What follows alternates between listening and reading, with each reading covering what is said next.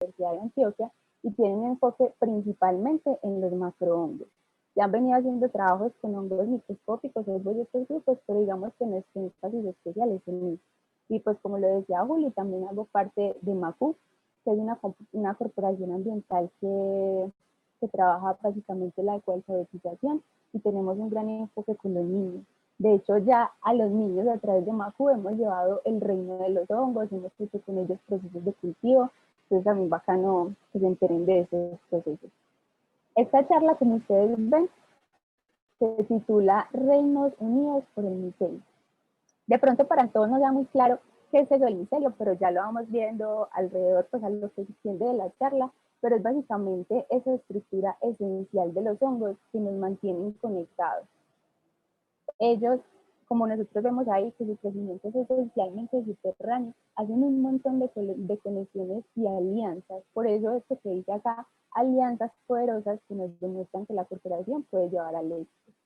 Como les digo, mi trabajo se enfoca principalmente en la taxonomía de macrohongos, entonces digamos que no soy una experta ni en líquenes ni hormigas, que es el proceso que vamos a ver hoy, pero pues bienvenidos todas las personas que estén participando y que tengan algo para compartirnos respecto a esto y así pues nos complementaremos. Entonces, para arrancar, yo quiero partir con este texto que me pareció demasiado bonito, que es un texto, un fragmento de un libro que se llama ¿Qué es la vida? Entonces, este fragmento dice así: la vida es una trama de alianzas entre reinos, de los que el reino Fungi es un animoso y sagaz participante. La vida es una orgía de atracciones, desde la astucia de las flores fraudulentas a los extraños encantos de la trufa y los intragables alucinaciones.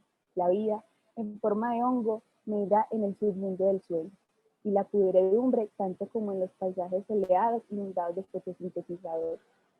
La vida se autorrenueva y los hongos, en su calidad de recicladores, contribuyen a mantener rebosante de vida la superficie entera del planeta. Mohos y micelios han descubierto su vocación de transmigradores de materia, creadores y destructores, atrayentes y repelentes.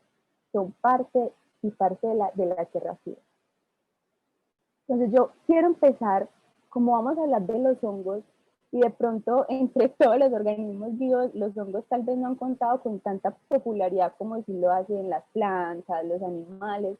Entonces yo quiero en esta primera fase enfocarnos en una introducción muy somera de lo que son los hongos. Y como lo van a notar, va a estar particularmente enfocado en los macrohongos. Entonces quería partir de unas definiciones que se dieron en algún momento de los hongos, que son tal vez un poco intuitivas. Entonces una de esas definiciones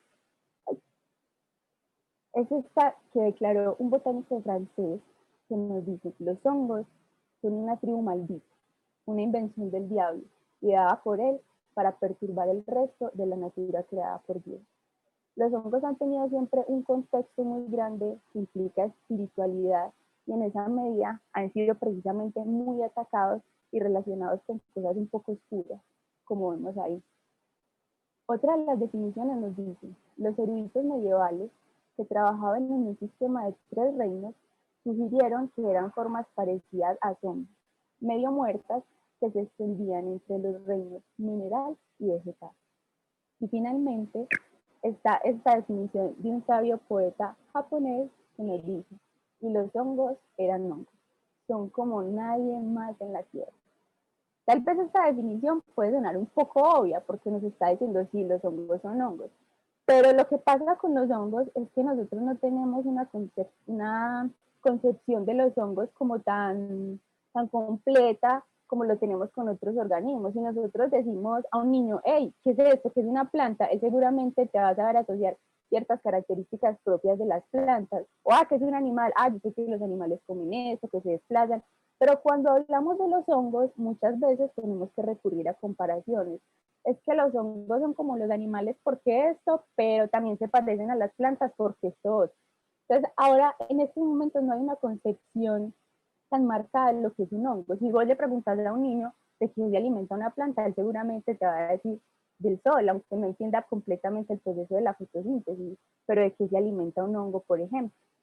Entonces, para dar un poquito de claridad a esas características que hacen parte de los hongos, primero tenemos que entender que los seres humanos para tratar de entender cómo son las dinámicas de nuestros ecosistemas y de todo lo que está involucrado, ha hecho un proceso de agrupamiento.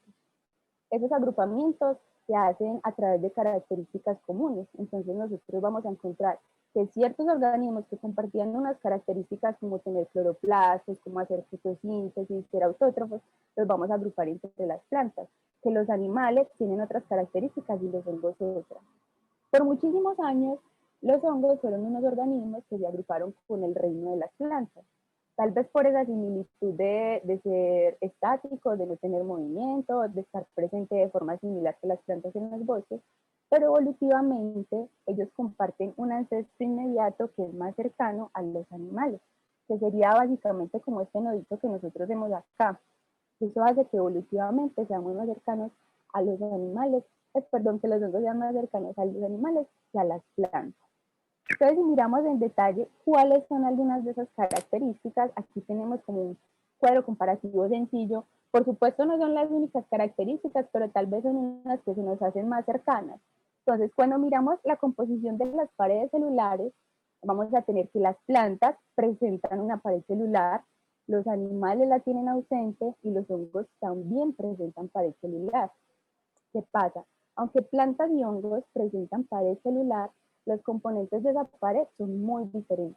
Las plantas, por ejemplo, presentan lignina, presentan celulosa, componentes que los hongos no tienen.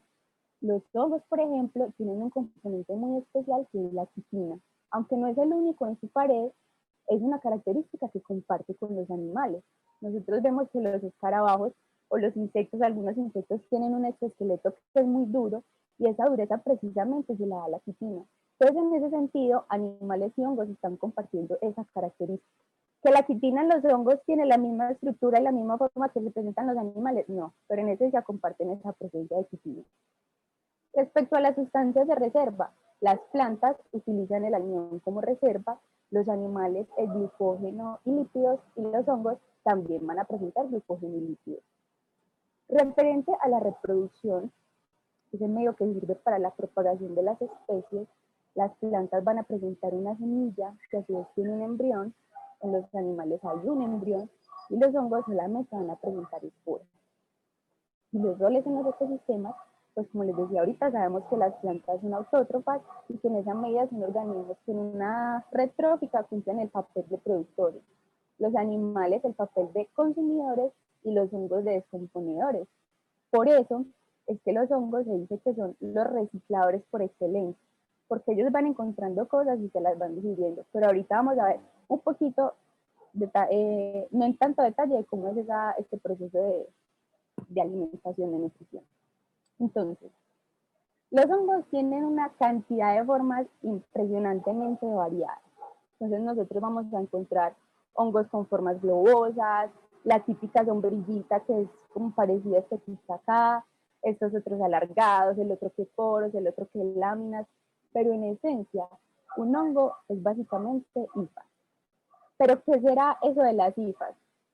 Resulta que las células, la unidad básica de los hongos, toma ese nombre, hifas. Entonces, esas hifas, ¿qué son? Son un montón de filamentos, como unos hilos muy delgaditos, como lo vemos en la imagen de la izquierda. Esa imagen es una imagen a un microscopio óptico sencillo que nos muestra cómo es aparentemente una hifa, ¿cierto? Esas hifas pueden ser muy variadas, las hay oscuras, las hay claras, las hay arrugadas, con verrugas que se ramifican de una forma o de otra, pero es la base de un hongo. Cuando nosotros tenemos esas hifas en conjunto, es decir, cuando esa hifa se empieza a ramificar, a crecer, a expandirse, eso es lo que llamamos micelio, que como les decía al principio, el micelio es la esencia de un hongo. O sea, un hongo es micelio, y ese es el que se encarga de alimentarse, de crecer, de irse expandiendo, ¿cierto? Es como vemos acá en la derecha, cuando uno ve en los bosques, esas porciones que parecen algodonosas entre la hojarasca, en el suelo, es ahí donde está el micelio. Ahora, yo les contaba que los hongos se caracterizan por una forma muy particular de alimentación y es que no solo son heterótrofos, o sea, que no fabrican su propio alimento, sino que son heterótrofos por absorción. O sea, los animales son heterótrofos porque ellos sí van, caminan y buscan su alimento, pero un hongo no tiene la capacidad de desplazarse. Entonces, ¿qué pasa? Para reemplazar de alguna manera esa falta de desplazarse de un lugar a otro, lo que pasa es que ese micelio tiene un crecimiento muy rápido. Entonces, si nosotros vemos esta imagen que está en la parte superior, a la izquierda arriba, nosotros vemos que, ¡ay, se me pasó! Que tenemos una hifa. Entonces, las hifas, como ven, es una estructura, una célula en forma de cilindrito. Igual, tiene los mismos componentes, entonces tiene mitocondrias, aparato de Golgi y todo, ¿cierto? Y ella se divide en unas partes que son, la parte principal, la primera que es esa redondita, es la zona de crecimiento. Los hongos se caracterizan por tener un crecimiento apical, entonces siempre esa hifa se va extendiendo desde esa parte, desde esa parte, desde esa parte. Cuando hay demasiadas sustancias nutritivas acumuladas en esa parte delantera de esa hifa, es el momento en que los hongos empiezan a ramificar. Entonces, muchas ramificaciones es sinónimo de tener muchos nutrientes en el medio. Esas hifas pueden extenderse por cientos y cientos de años si las condiciones en las que está creciendo son adecuadas. Entonces uno se pregunta, ¿por qué será que yo puedo encontrar un hongo creciendo en una arepa, en una naranja, en hoja, en madera, en el asfalto, por ejemplo, que uno diría, un hongo es una estructura súper débil en cierta medida y es capaz de romper esas estructuras? Y todo se debe a las enzimas. Lo que hacen las hipas, los hongos a través de las hipas, es que están liberando constantemente por esas zonas apicales una cantidad impresionante de hipas. Ellos son como una máquina productora de hipas y por eso es que uno lo encuentra por todas partes. Si un hongo está creciendo en una naranja es porque es capaz de degradar lo que esa naranja tiene. Entonces, ¿qué hacen? Fragmenta, esas hipas son liberadas al medio, corta esas moléculas o esos compuestos que son muy grandes en porciones muy pequeñitas y a través de osmosis empiezan a pasar todo ese material a través de la pared y de esa forma se alimenta. Eso hace entonces que los hongos, como les digo, sean considerados unos descomponedores por excelencia. En esa medida van a contribuir a la formación de los suelos y también son claves en la participación del reciclaje de nutrientes. Todo eso que van digiriendo, que van incorporando, luego lo ponen disponible para otros organismos. Por eso las muy comunes o muy conocidas micorrizas, lo que hicieron los hongos es que con esa capacidad tan tesa que tienen de ir degradando cosas y ir asimilando, hacen un intercambio con las raíces de los árboles y se dice que gracias a los hongos micorrízicos, en este caso endomicorrízicos, que ya son formadores de arbúsculos, entonces las plantas pudieron colonizar el ambiente terrestre.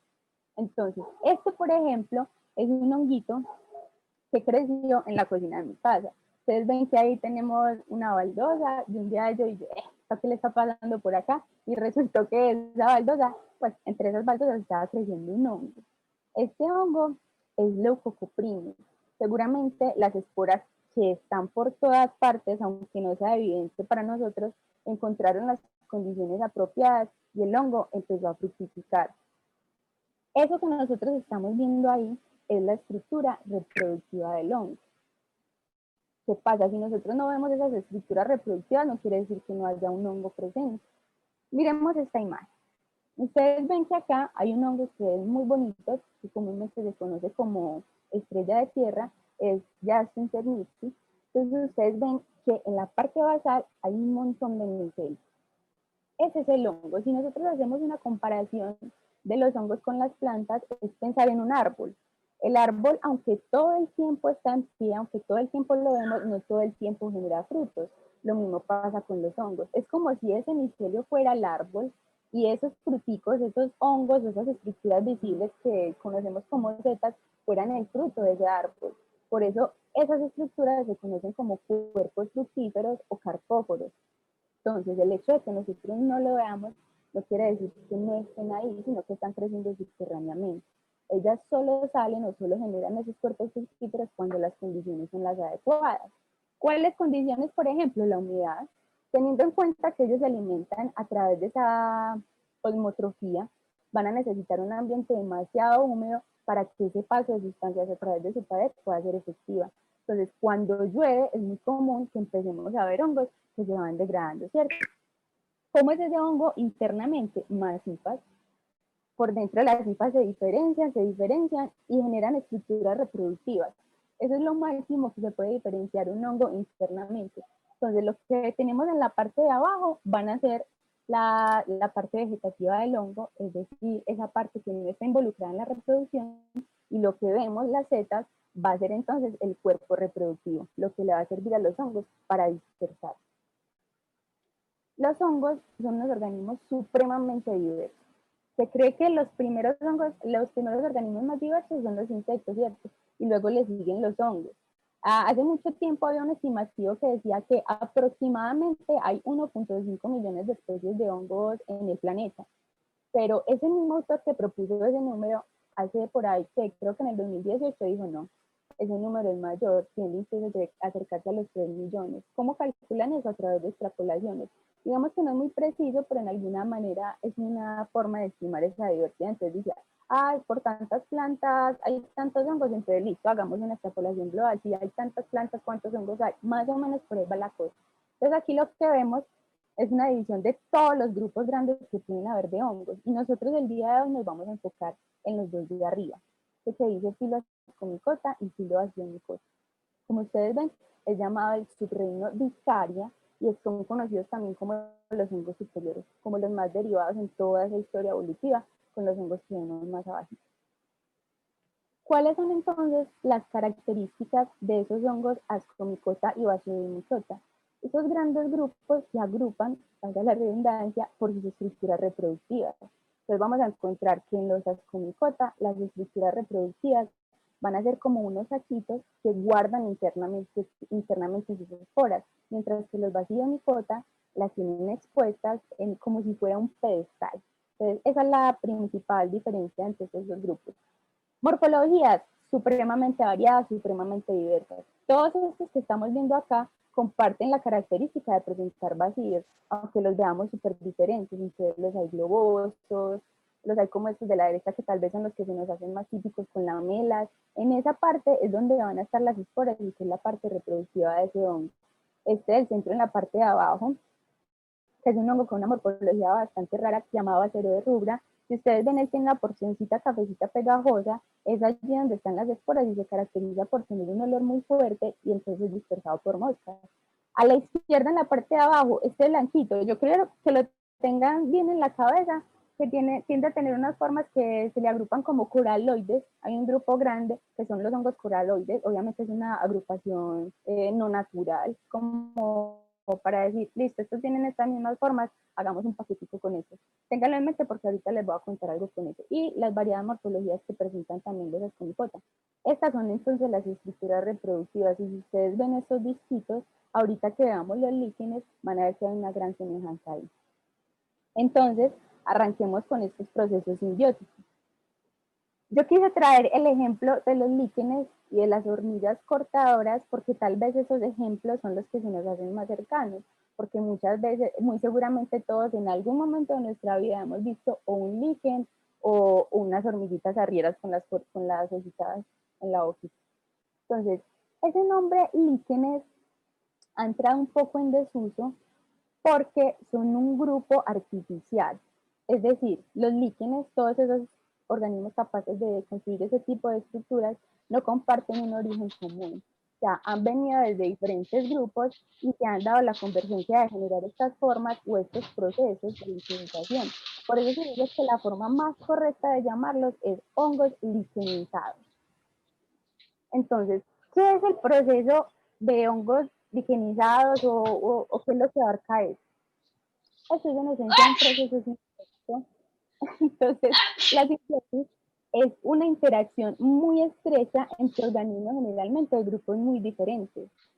Nosotros vamos a ver algo muy básico porque realmente esos hongos liquenizantes tienen demasiados biontes involucrados, pero nosotros vamos a basarnos en el ejemplo del hongo, del alga y de las cianobacterias, que son los que más comúnmente se conocen, ¿cierto?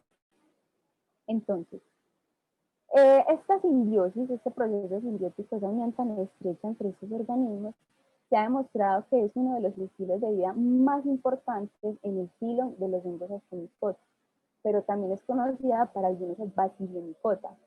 Pero la gran mayoría de hongos que hacen estos procesos de liquenización son del grupo Ascomycota.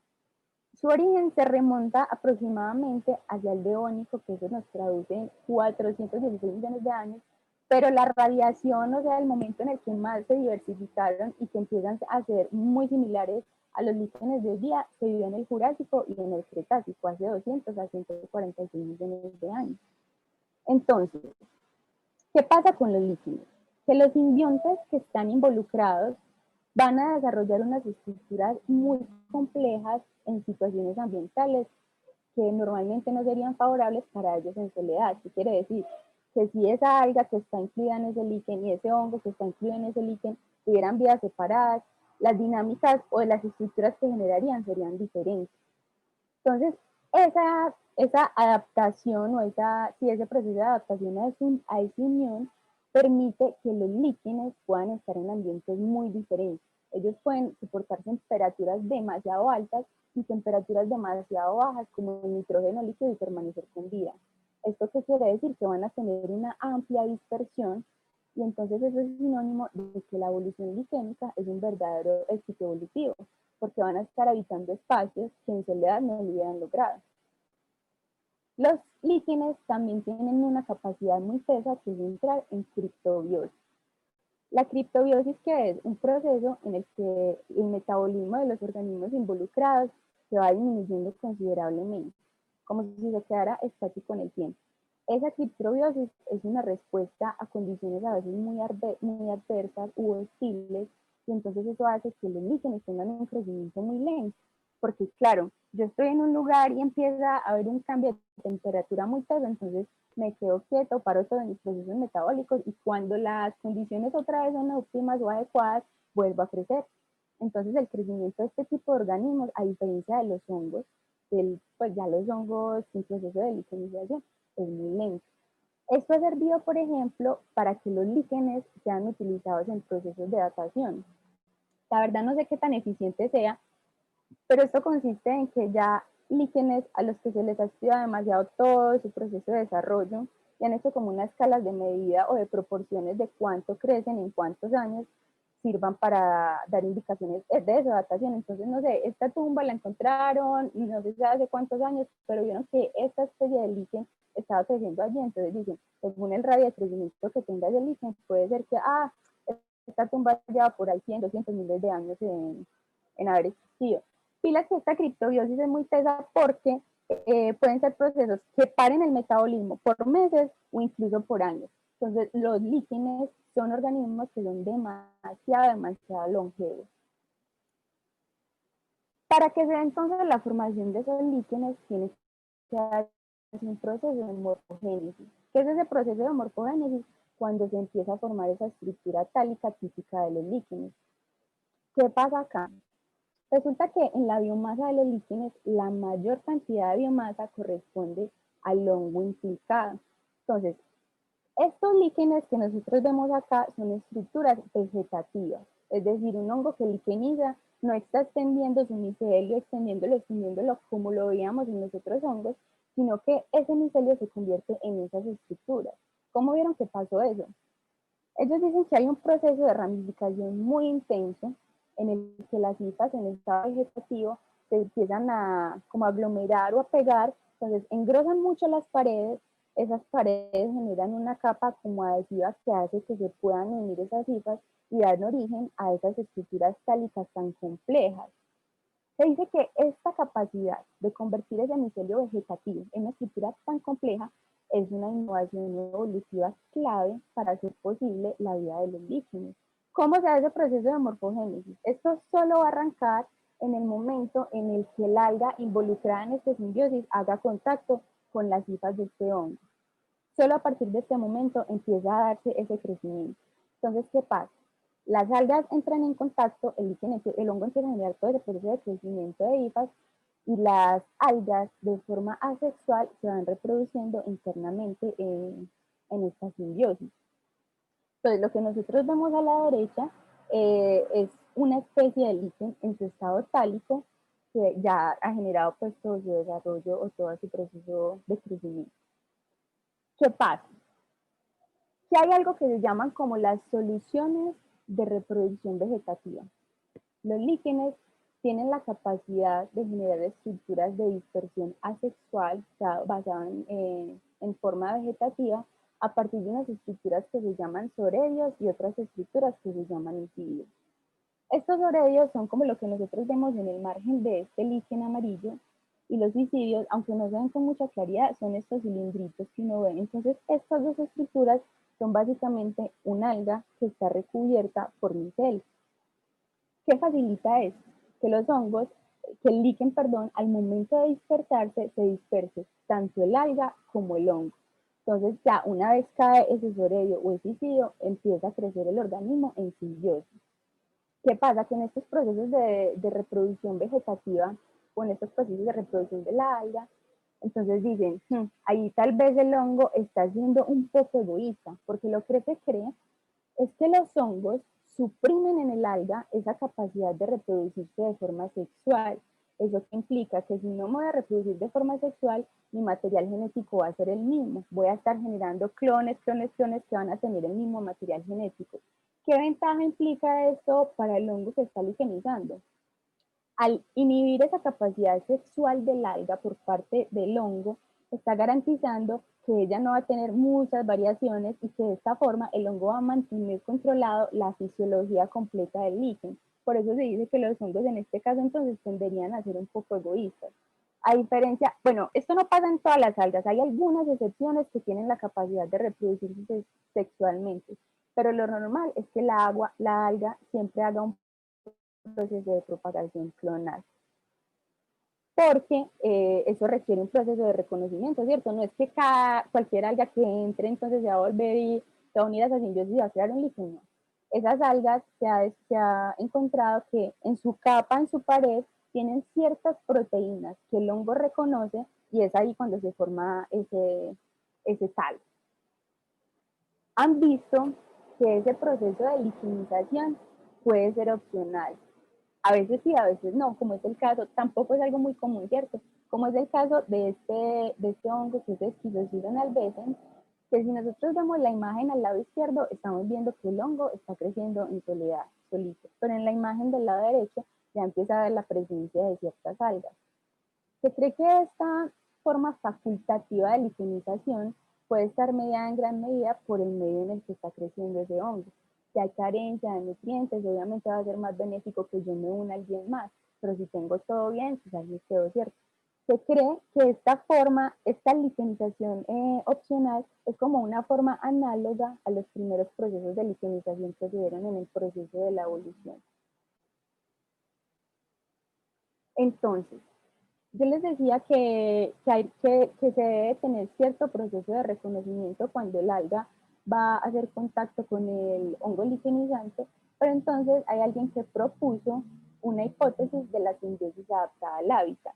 Porque, ¿qué pasó? Empezaron a notar que ciertos líquenes de la misma especie, si crecían en un lugar con ciertas condiciones y crecían en un lugar con otras condiciones, iban a tener algas asociadas diferentes, algas capaces de sobrevivir a las condiciones, por ejemplo, de sequía o de exceso de humedad. Entonces eso está garantizando que ese organismo sea exitoso con un aliado estratégico, digámoslo así.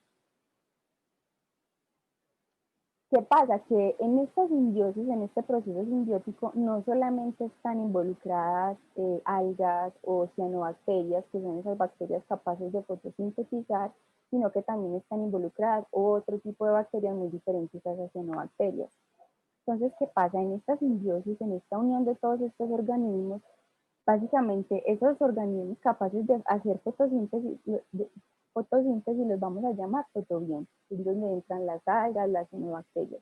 Está el micobionte y este nuevo integrante que es el bacteriobionte. Pasa que estas bacterias sí tienden a ser muy específicas cuando se unen al líquido.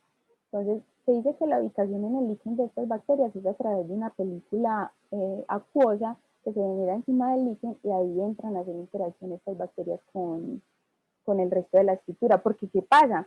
Cuando se une el hongo con el alga, lo que hace el hongo es generar unas estructuras especializadas y es como que esa hifa se alarga en la puntica, se hincha un poquito, generando unas estructuras conocidas como ausorios y apresorios, que le van a servir para fijarse y también para hacer el intercambio de nutrientes. En las bacterias no pasa eso.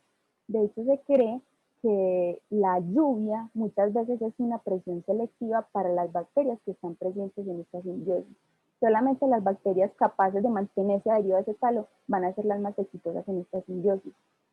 También pasa que dadas las condiciones a las que están sometidas en estos líquenes, que a veces son tan extremas, esas bacterias se vuelven selectivas porque tienen que tener también la capacidad de soportar esas condiciones tan extremas. Los líquenes son unos productores de metabolitos secundarios súper poderosos y a veces tienen condiciones que para otros organismos podrían ser difíciles de asimilar. Entonces tampoco es común que un hongo cualquiera llegue y genere una infección, por ejemplo, en un líquen. No es tan común. Entonces, estas bacterias no cianobacterias son particularmente importantes en estos procesos de simbiosis porque cuando no está esa cianobacteria que le ayuda a este talo a fijar nitrógeno, las bacterias pueden llegar y jugar ese papel. Además que tienen la capacidad de generar antibióticos muy potentes a concentraciones muy pequeñitas. Entonces eso también representa un beneficio para toda la estructura, para toda esta simbiosis. Entonces, teniendo en cuenta que los líquenes son un hábitat tan selectivo en el reclutamiento de esas bacterias, son como una fuente de diversificación. Entonces se dice que los líquenes son como un cofre del tesoro, porque las bacterias que vamos a encontrar allí son muy especializadas, van a ser capaces de resistir condiciones muy extremas y en esa medida pueden ser fuente de antibióticos para uso biotecnológico o de otros metabolitos que estén ahí involucrados.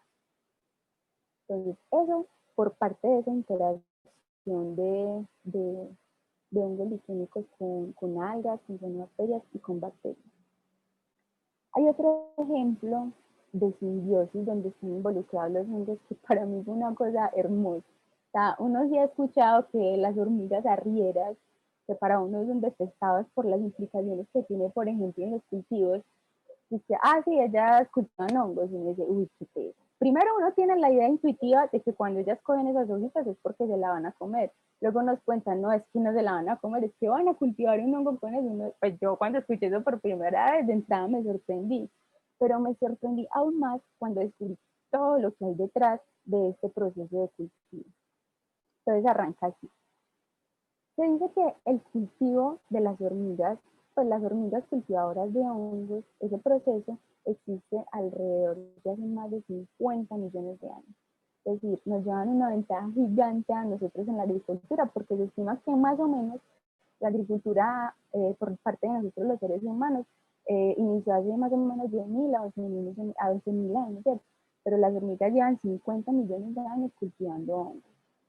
Entonces, en principio se creía que esta simbiosis era bipartita, que solamente habían dos participantes, que eran las hormigas que cultivaban el hongo y el hongo que era cultivado. Luego de muchos estudios, pues de indagar más en este proceso, se han encontrado que hay más organismos incluidos, hay más bacterias y hay más hongos incluidos en toda esta simbiosis. Entonces, por eso se conoce como una simbiosis cuatripartita, o sea, hay 4 simbiontes implicados. Seguramente son mucho más los organismos que están implicados, pero por ahora lo vamos a dejar acá, que hecho de entrada ya me parece que son bastantes. Entonces, ¿cómo arrancó este proceso?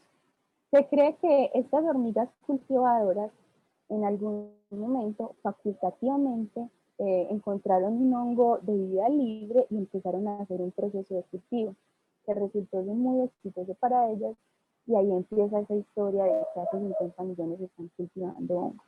Entonces, cuando empezó este proceso, se creía que por todo ese tiempo las hormigas habían estado cultivando un hongo a partir de clones. ¿Por qué? Porque encontraron que las hormiguitas, cuando la hormiga reina hace su vuelo nupcial y va a generar una colonia nueva, vieron que ella llevaba una porción de ese hongo que estaba cultivando en su colonia para la nueva colonia. Entonces, claro, si ese proceso se repite, implica que ese hongo que se está cultivando proviene de un mismo ancestro, de un mismo hongo, entonces estaría generando clones, que no es muy loco pensarlo, porque yo no les dije ahorita, pero ese micelio vegetativo, que debe tener ciertas condiciones genéticas particulares, tiene la capacidad de funcionar como un propágulo. O sea, yo puedo sembrar a partir de un hongo, no tengo que esperar a que tenga esporas o a que tenga esos carpóforos grandes para que pueda dispersarse, sino que a partir de esa estructura vegetativa que tiene ciertas condiciones genéticas, yo puedo seguir sembrando hongos. Entonces, por eso de que fuera un clon es algo muy viable. Y que, no, pero es que desde hace muchos años. Pues resulta que el organismo más antiguo del mundo también es un hongo. Se estima que tiene miles de años de proceso de crecimiento, y es precisamente por eso, porque si vos a un hongo le das las condiciones adecuadas para que crezca, él empieza a crecer y no para. Pero ¿qué pasó? Se dieron cuenta que estos procesos de domesticación que estaban teniendo las hormigas con estos hongos no habían sido únicos en el proceso evolutivo. Acá a la derecha les muestro un hongo que se llama Leucoagaricus amanitoides.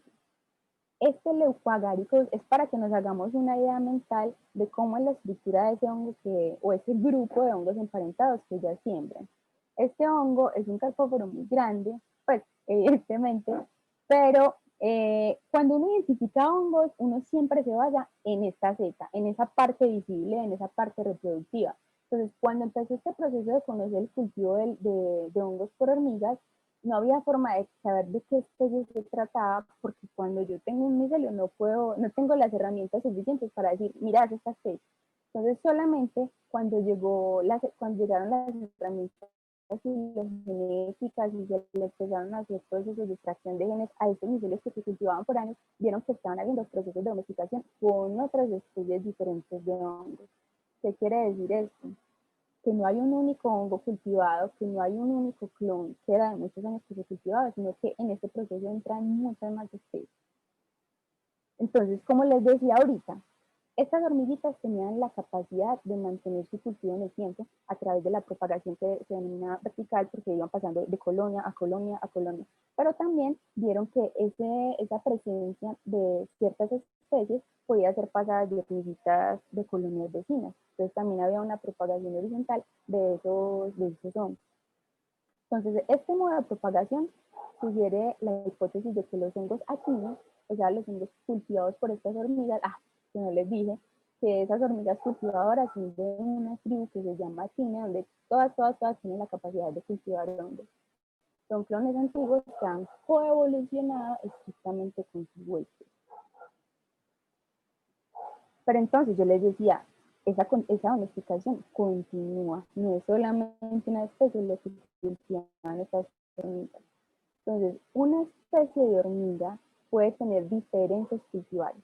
Entonces, esta tribu de hormigas se divide en dos grandes grupos. Unas que van a ser las actinobasales, que son como digámoslo así las más antiguas, y otras que son las actinoderivadas, que son las que han ido evolucionando a medida que pasa el tiempo, ¿cierto? Entonces se creía que estas actinobasales cultivaban un hongo, un grupo de hongos cercanamente relacionados a la familia Lepiotaceae. Para que nos hagamos una idea mental, los hongos que pertenecen a esa familia son muy similares en su morfología a este que vemos al lado izquierdo. Entonces son como si usted le dicen un Lepiotaceae, entonces usted piensa en esos remanentes en esas escamitas que se ven en la parte del pilio, unos tamaños de cierto modo grandecitos, esa concentración de tejido café en el centro. Esas son como unas características de ese tipo de hongos. No son el que cultiva, pero para que nos hagamos la idea mental, porque en estos cultivos no se generan, por ejemplo, ese tipo de cuerpos fructíferos. Y entonces encontraron que las acciones derivadas, las que iban más adelante en esa evolución, cultivan hongos que pertenecen a dos clados de Lepiotaceae. O sea, en ese grupo de Lepiotaceae, dos grupos que se identificaron ahí dentro eran cultivados por estas hormigas, que se cree que muy probablemente esos hongos fueron derivados de los cultivados por las actinobasales, es decir, de ese hongo que se estuvo clonando. ¿Qué pasa? Que en los procesos de cultivo pueden haber contaminaciones.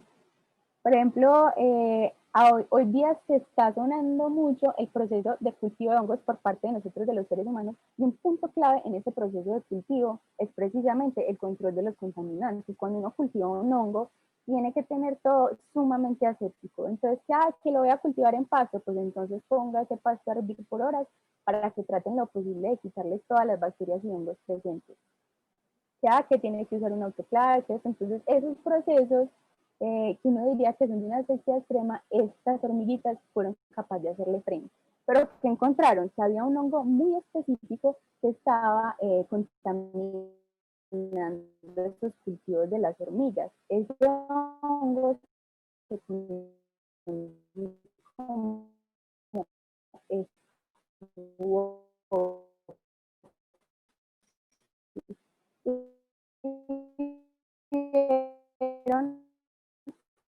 que se propaga de forma también por transferencia horizontal. Hormigas de una colonia que tenían contacto con hormigas de otra colonia. ¿Me están escuchando? Acabo de ver que mi computador Hola. dice que hay conexión inestable, entonces no sé si me están escuchando. Sí, Cris, se está de pronto pausando un poquito, pero tú nos estás escuchando. Se me dice si yo no, por favor. Hola. Ay, yo no sé si estoy hablando solo. No, Ah, no, sí, sí se escucha. Ah, sola. listo, no, ya. Listo, entonces Cris, ya voy de la conexión a internet. Entonces, listo. Cris, por acá tienen una pregunta. Pues creo que ya la respondió de alguna En forma. este instante sí, Pero Vanessa Franco pregunta, pero pues, bueno, ya. La Uli me escucha.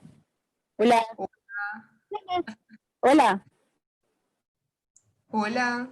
Hola. Hola. Ah, listo. Sí, te me... Como no le escucho. Hola.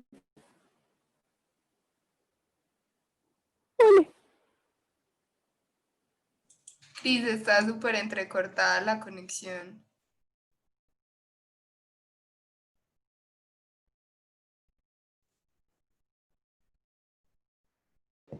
Hola, ¿me pueden escuchar en este momento? Sí, Cris, ya te escuchamos, perfecto. Hola. Sí, Cris. Sí. Ay, bueno, ahora sí cuénteme, Juli, la pregunta por... La pregunta es porque, a ver, es de Vanessa Franco y es porque las hormigas comienzan a cultivar hongos, pues ¿en qué se benefician ellas? Ah, claro, uy, se me había olvidado contarle eso tan importante. Bueno, se cree que el momento en el que inició ese proceso de domesticación, que fue básicamente también lo que hicimos nosotros con los diferentes cultivos que tenemos, fue algo facultativo. O sea, una hormiga tomó un hongo silvestre, empezó a hacer ese proceso de domesticación y se le fue dando bien. ¿Qué pasa con ese cultivo de hongos que cultivan, cierto, del mutualista? Lo que pasa es que las hormiguitas usan este hongo como fuente de alimento, pero principalmente para las larvas y para la hormiga reina. Entonces, en esencia, ese es el beneficio que le presta el hongo a las hormigas y obviamente el beneficio que representa del hongo, pues lo que le beneficia al hongo es que las hormigas lo van a estar propagando y propagando por muchísimo tiempo como hemos visto acá, ¿cierto? Pero yo les vuelvo a compartir la pantalla para que Cris, y porfa, repetir la diapositiva de transferencia horizontal, que pues está esta, cortada ahí, porque ahí fue cuando se empezó a entrecortar la comunicación. listo, listo. Entonces pasa que a las hormigas, como nos pasa a nosotros, también se les contaminó el cultivo, ¿cierto? Y encontraron que ese cultivo era puntualmente un hongo llamado Scobopsis, que como les decía, se transfiere por transferencia horizontal.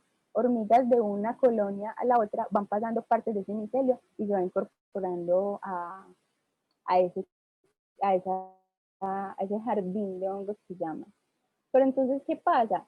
Que esa escobopsis, ese hongo parásito, no es un parásito cualquiera. En los míos, de estas hormigas aquí. Entonces, ¿qué pasa con ese parásito? Que genera infecciones que reducen sustancialmente la biomasa del jardín. Claro, como ese hongo entra a atacar al hongo, entonces lo que hace es que inhibe su crecimiento, lo va mejorando y de forma indirecta también va a afectar a la colonia de las hormigas, porque como les decía, es su fuente de alimento y si no tienen esa fuente de alimento, pues se va a ver afectada considerablemente la colonia. En ocasiones, este hongo puede destruir completamente la colonia.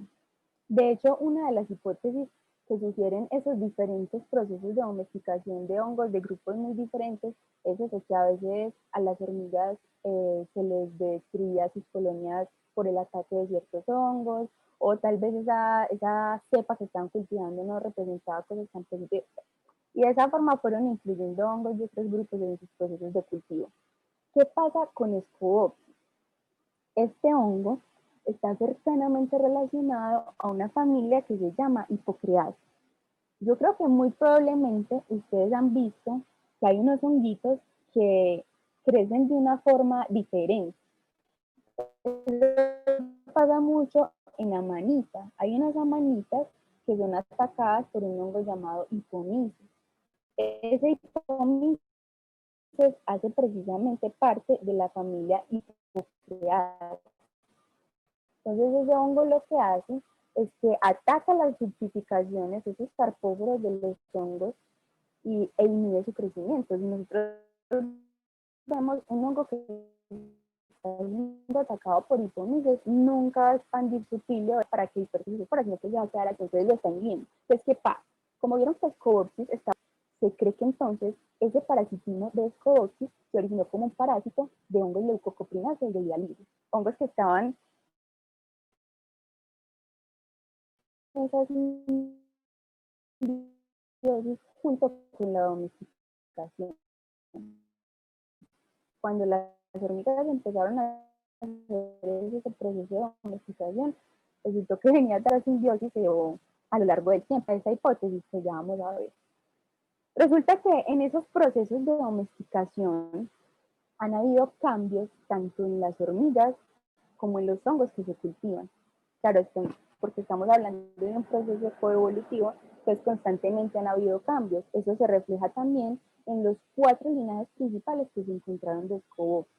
Es decir, no solamente una especie ataca todos los cultivos, sino que tiene como su Scopopsis puntual para cierto cultivo con ciertas características. Entonces, el primer linaje que encontraron de ese hongo parásito es cuando se da la simbiosis inicial de actina inferior, es decir, de esas hormigas más basales. Entonces, ¿qué pasa? Que que fueron las que incorporaron esos hongos leucocoprináceos, bueno, cetáceos que les habla ahorita, pero son una tribu más pequeñita que se ubica entre ese grupo de hongos. ¿Cierto? Entonces ese primer Scopopsis fue el que ingresó en las partes, en los tiempos más basales de esa simbiosis y empezó a evolucionar continuamente con los procesos que se van dando ahí. El segundo linaje que encontraron de Scopopsis es cuando se da la inicial simbiosis de Apterostigma. Ese Apterostigma es otro género de las hormigas basales que empezaron a notar que estaba domesticando otros hongos diferentes, y es cuando entra dentro de este proceso de domesticación los hongos tricolemataceae, que son una vez más hongos tipo garicoides que llegan a inmiscuirse en esta simbiosis. Entonces, el tercer clado de este grupo de hongos de Scopopsis es la simbiosis Trachymirmes. Entonces, se dio nuevamente un cambio, un proceso evolutivo en las hormigas. En este caso, las Trachymirmes tuvieron ciertas variaciones que empezaron a incorporar hongos leucocoprináceos derivados, los que les digo que se creen que derivaron de ese clon que estaba siendo cultivado hace muchísimos años, y entonces con este grupo puntal de hormigas, ¿cierto? Y el cuarto clado, que es ya con las hormigas cortadoras de hojas, las que conocemos como las arrieras. Entonces, en este clado que se incorporan hongos leucocoprináceos altamente derivados, y estas hormigas que generalmente son del género Ata y del género Acromirme. Entonces, ¿qué apoya esas evidencias de un origen antiguo de este hongo en esa simbiosis? La primera es que Scopopsis es un grupo monofilético que se encuentra en asociación con todo el grupo de hormigas atinis que han encontrado. ¿Cómo se dieron cuenta de eso? Analizando la información genética de estos hongos, y vieron que efectivamente Scopopsis provenía de un solo ancestro que fue cambiando a medida que iban cambiando también las hormigas y el hongo cultivado.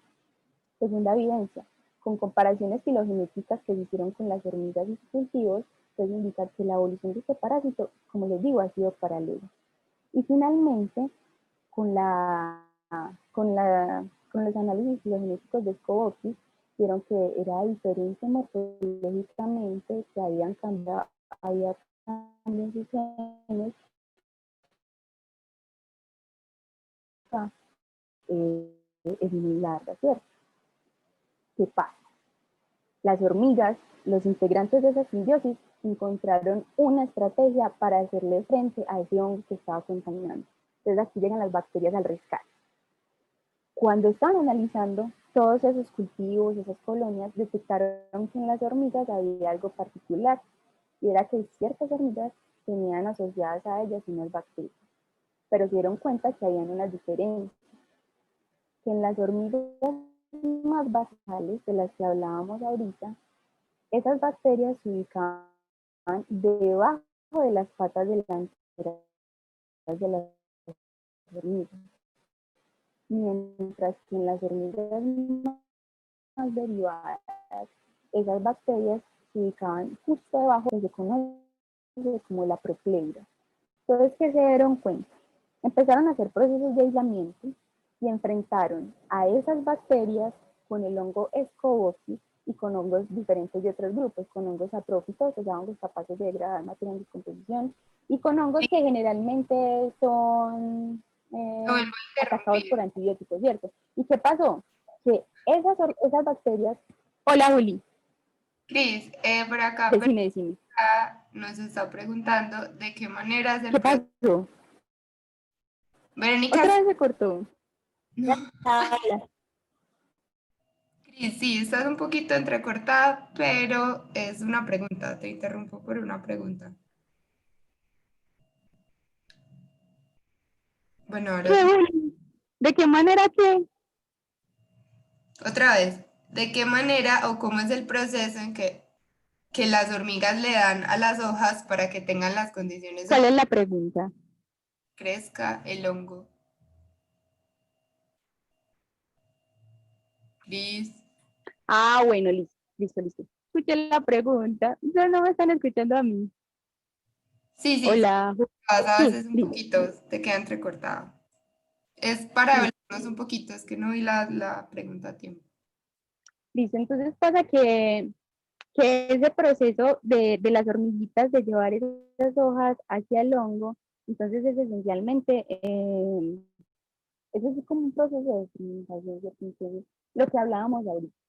Ese hongo elimina un montón de enzimas capaces de degradar celulosa que está presente en las hojitas que ellas van recolectando. Entonces, a medida que van degradando esa celulosa, eso es como la fuente de alimento para el hongo.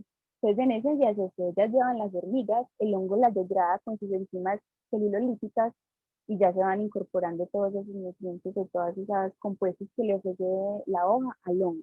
Entonces, básicamente, de forma básica, es como eso, ¿cierto? Ellas con esas hojitas tienen para seguir creciendo. Entonces, lo que les decía aquí de las bacterias al rescate. Entonces pasa que ya les mencionaba que son muy específicas de bacterias basales y de hormigas basales y de hormigas más derivadas, y que incluso su ubicación puede cambiar.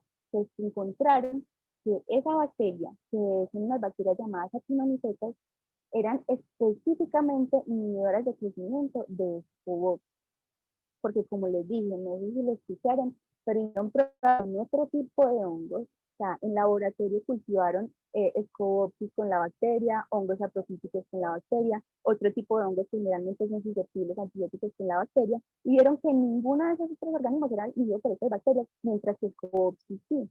Entonces dijeron, esto debe ser una estrategia evolutiva para inhibir el crecimiento de este hongo. Algo que soporta esta hipótesis es el hecho de que estas bacterias son transferidas de los padres a su descendencia, ¿cierto? Y solamente las hormiguitas hembra van a presentar estas bacterias, porque resulta que los machos no están involucrados en el proceso de cuidado del cultivo, sino que los machos se reproducen y se mueren.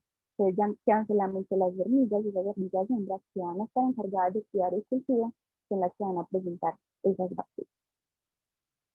Entonces, encontraron Aquí en esta hormiguita lo que estamos viendo, eso que parece ese polvito blanco, es precisamente esos actinomicetos. Les dicen, fueron nombrados actinomicetos porque esas bacterias presentan un proceso de crecimiento como similar a los filamentos que generan un hongo, pero son bacterias pegaditas, pegaditas, pegaditas, que parece que generan los filamentos. Entonces se dieron cuenta que esa bacteria estaba asociada con todas las especies de atinos y que además producía poderosos antibióticos que inhibían selectivamente el crecimiento de ese parásito. Nosotros notamos, ellos lo mencionan que es como una carrera armamentista, porque ese hongo Scotty se le midió a participar de esa simbiosis siendo parásito cuando todos los demás son mutualistas. Entonces, las hormigas, para defender su colonia, van limpiando de cierta manera esas partes que tienen el hongo Scotty. Ellas lo defienden, aislándolo en cavidades especiales dentro de su colonia. Entonces llega también la bacteria que ataca puntualmente a Scotty y se cree que el hongo mutualista, es decir, que el hongo que cultivan, también genera ciertos metabolitos que tienden a inhibir un poco el crecimiento de Sclerosis. Es más, se cree que estas bacterias mutualistas también promueven el crecimiento del hongo que cultivan. O sea, todos contra Sclerosis. Y aún así, ese hongo sigue coevolucionando paralelamente con las hormigas y el hongo mutualista. Como bonus, les cuento que ese proceso de cultivo por parte de las hormigas es una cosa, pues como vimos, o bueno, para mí es una cosa sorprendente, ¿cierto? Ha pasado por muchos procesos de domesticación, pero esos procesos de domesticación generalmente han sido con grupos de hongos que aunque no son linajes muy cercanos, por ejemplo, están unidos dentro de ese grupo que llamamos agaricoides, ¿cierto? Esas formas típicas como de semillita. ¿Qué pasan? Que se dieron cuenta que hoy día está entrando un nuevo hongo a ese proceso de domesticación, incluso entre las hormigas basales, que es el que les mencionaba ahorita que tenía forma coraloide. Se están dando cuenta que también tienen la capacidad de cultivar esos organismos tan lejanos filogenéticamente, digamos así, y entonces eso lo que dicen es que el es una reproducción evolutiva convergente, orígenes muy lejanos que están llegando a la misma estrategia para poder desarrollar. Entonces, como conclusión, ¿qué es lo que nos deja este grupo de simbiosis, este grupo de organismos participando de forma sincrónica y colaborativa? Es que, como dicen por ahí, las minas de la fuerza. Yo creo que ese es un mensaje no solo para los procesos evolutivos de que la especie más exitosa va a ser esta que uno o la que tal cosa, sino que para nuestro quehacer diario. Tal vez sea mejor unirnos que competir. Y eso era lo que les quería contar como por ahora. No sé si al final sí se pudo escuchar bien todo, qué pasaría, pero ahora sí ya estoy dispuesta como a escucharlo, no ya quisiera dar un aporte. Si tienen algo diferente para contarnos, si tienen alguna cosa. Hola Cris, muchas gracias por la presentación. Por acá vamos a empezar con las preguntas.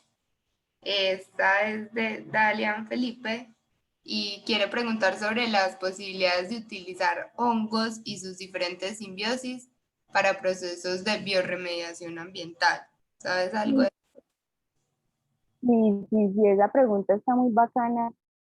Y de hecho no acude solamente a estos hongos que están en procesos simbióticos, sino a los micota, basidiomicota. Hay, de hecho, un ejemplo que se nos hace muy cercano, creo yo, que es el hongo laurellana, que les decía ahorita que se estaba cultivando mucho. Con ese hongo se están haciendo procesos de recuperaciones de suelo. Los hongos, como les decía ahorita, tienen la capacidad de descomponer un montón de cosas impresionantes. He tratado con glifosato, cuando se ponen en contacto con porciones de micelio de este hongo, tiene la capacidad de poco a poco ir recuperando ese suelo. Entonces, sí, claro. Y no solamente esos, pues muchos hongos han sido usados en procesos de bioremediación, incluso fuera de esos procesos sintéticos. Pues. Cris? Por acá hay otra pregunta que es contrario a la simbiosis que tú nos muestras ahora y es el caso de los hongos que son parásitos, pues que nos han mencionado mucho que controlan la mente de las hormigas porque hacen que se aíslen de los grupos. Y pues aquí Daniel Rieros nos pregunta cuál es el mecanismo que usan esos hongos como para atacar, me imagino, que si son enzimas. Bueno, ese otro ejemplo que precisamente es completamente lo opuesto, es una cosa demasiado compleja.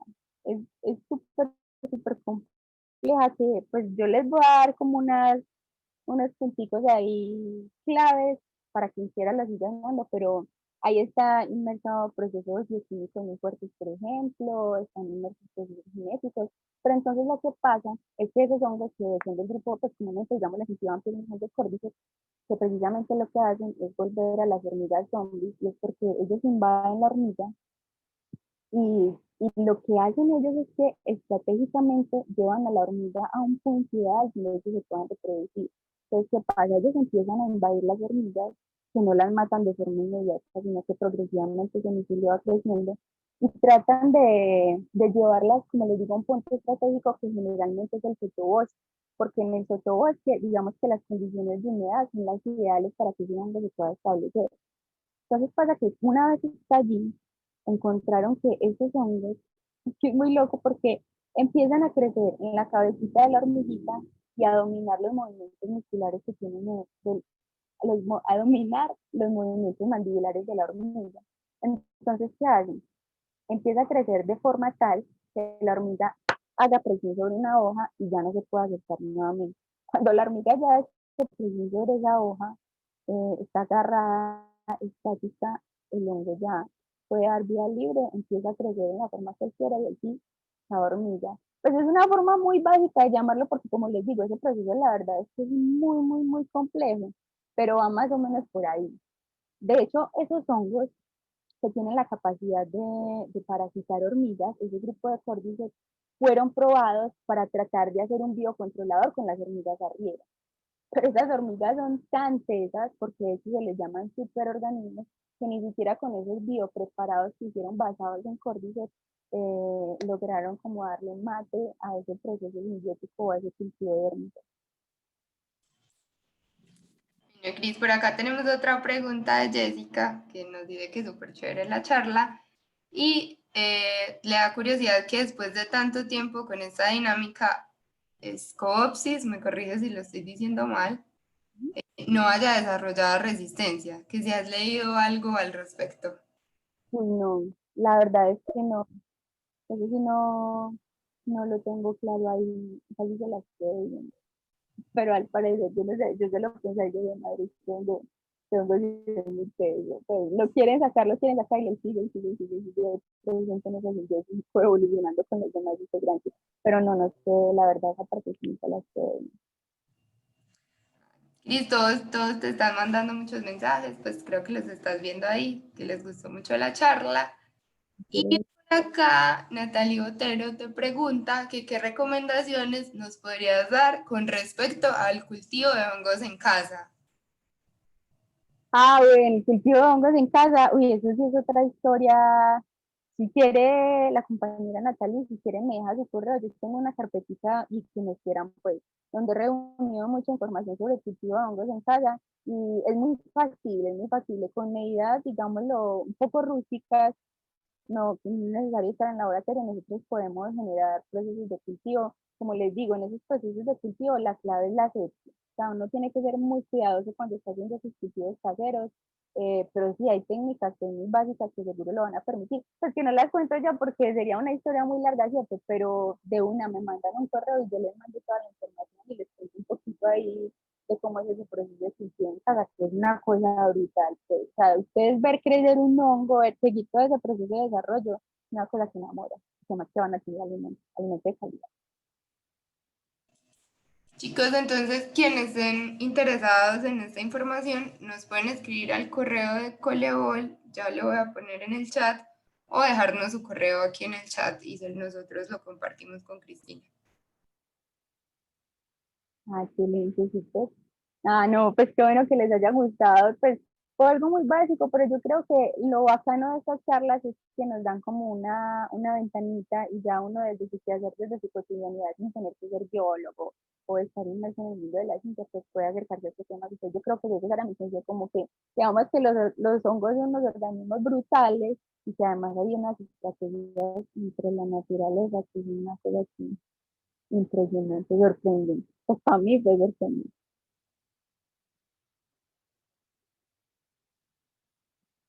No sé si tienen más preguntas.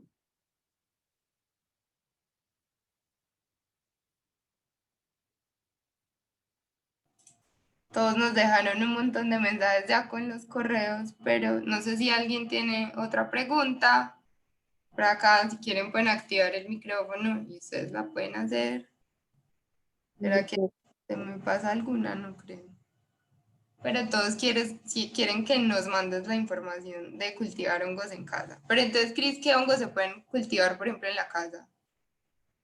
Pues hay un hongo, pues hay muchos hongos que se pueden cultivar en casa. De hecho, los hongos cultivables, siempre y cuando no tengan una reacción biotrófica, es decir, esos hongos epidemicorríticos, por ejemplo, esos no los podemos cultivar porque necesitan estrictamente ese cero para poderse cultivar, pero esos hongos atróficos son fácilmente cultivables en casa. ¿Cuál es el recomendado que yo digo como para empezar en ese proceso de cultivo?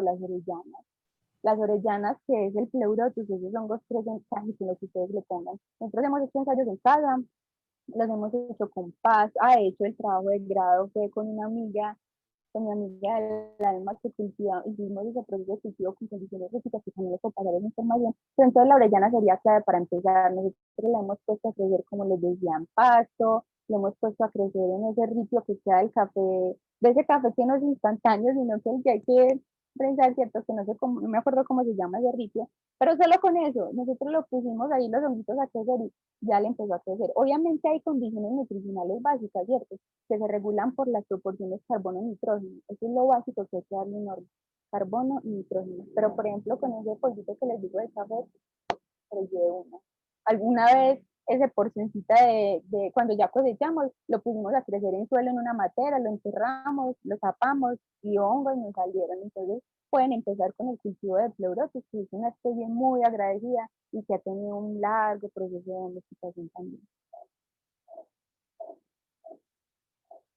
Por aquí preguntan que si conozco alguna guía de hongos de Antioquia o algo así que se pueda usar para reconocer hongos en campos. Hay unas guías, las que yo conozco pues, que son setas de Colombia y la guía de Caquetá, que aunque no son hongos puntualmente de Antioquia, son hongos que no fácilmente se pueden encontrar.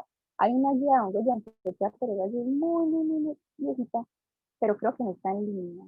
Pero eso es una deficiencia. No tenemos muchas guías para identificar honguitos de nuestros alrededores cercanos, pero por ejemplo con esas dos, bacano. Incluso ustedes pueden recurrir a guías europeas, que son los que más se usan. Hay especies compartidas. Eso sí, hay diferencias. Y algo súper importante que deben tener presente es que uno nunca identifica hongos solamente por foto. O sea, la guía es una guía. Se va a decir como, bueno, puede que sea por acá o puede que sea por allá, pero en los procesos de identificación de hongos siempre tiene que dar observación y proceso. Porque hay hongos que uno los ve por fuera y dice, uy, son lo mismo, y cuando usted los mira en el microscopio resulta que es una cosa completamente diferente.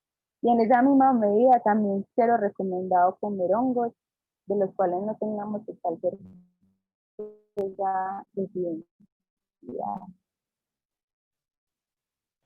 Cris, por acá hay otra pregunta y también, ¿cómo, pues existe alguna guía también o algo que tú nos puedas contar para identificar hongos que sean comestibles?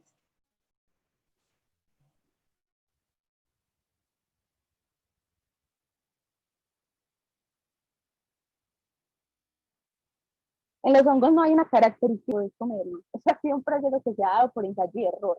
Entonces, en ese mismo ensayo y error hay errores que son mortales, ¿cierto? Pero no hay ninguna guía. O sea, tiene que ser que sean hongos que ya están estandarizados, pues que ya se sabe que son comestibles y que cuando miras una guía, vos ves, listo, esta es comestible, si me la encuentro, sí que me la puedo comer.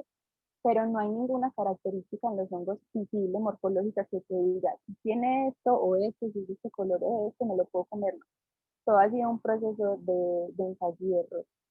Entonces sí tocaría como recurrir a la información que ya está. Y eso sí, teniendo también mucho cuidado, porque la profe Esperanza, que es la directora de nuestro laboratorio, ella siempre nos decía, mucho cuidado con estar comiendo hongos basados en guías europeas o guías de otras partes, porque muchas veces esas sustancias que son tóxicas, que son las que generan pues esos daños en nosotros, son metabolitos secundarios, y la producción de esos metabolitos secundarios varía según las condiciones en las que se encuentra este hongo. Entonces puede pasar que un hongo que es comestible en Europa tal vez no lo sea por acá porque las condiciones son diferentes. Entonces ahí también hay que tener mucho cuidado.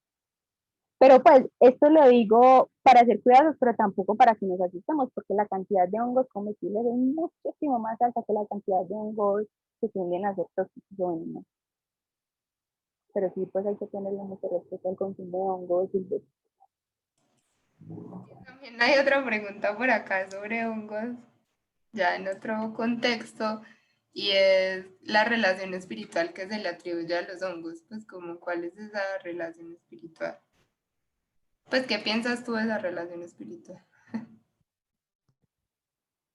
Esa relación espiritual que se le atribuye a los hongos generalmente ha sido con hongos que son alucinógenos, ¿cierto? O sea, hongos que tienen unos procesos de esa capacidad de generar en nosotros como ciertas instituciones de la realidad, agudizar sentidos, y son los que han sido muy implicados en esos contextos espirituales. Entonces muchos han sido utilizados en rituales, pues seguramente todos hemos escuchado hablar del psilocibe, por los grupos mexicanos era llamado Tonanacalchi, y que es conocido como la carne de los dioses, que es porque se creía pues, que el consumo de esos hongos permitía ver ciertas cosas, que te daban ciertos poderes. Por ejemplo, por ahí una historia con los vikingos, una tribu vikinga, pues un grupo, no sé si se dice tribu, pero un grupo de vikingos que antes de salir a las batallas consumían la manita muscaria porque creían que esas amanitas le daban fuerza a la hora de enfrentarse a las batallas. Pero generalmente esos son los que están involucrados en esa parte espiritual, son aquellos hombres que generan efectos alucinógenos. Bueno, no, mentira, no solo eso, hay hombres que también tienen demasiada importancia solo por el hecho de ser comestibles, ¿cierto?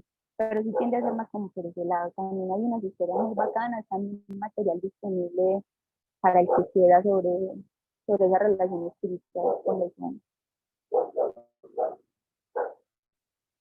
Bueno, Cris, yo creo que hasta acá llegaron las preguntas.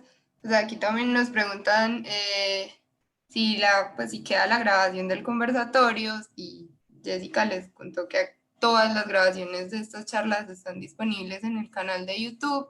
Pero entonces para que estén enterados de todo, recuerden seguirnos en las redes sociales y también estar pendiente del canal de YouTube, donde mostramos algunos de los cursos y se suben todas las charlas que hemos realizado en los últimos días de pandemia.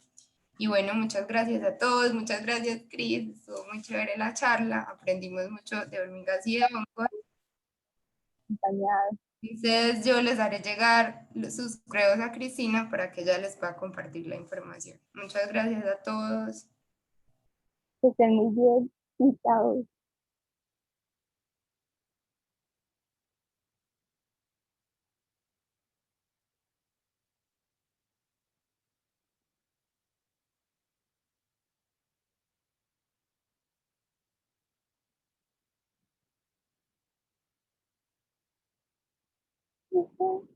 Dani, la veo.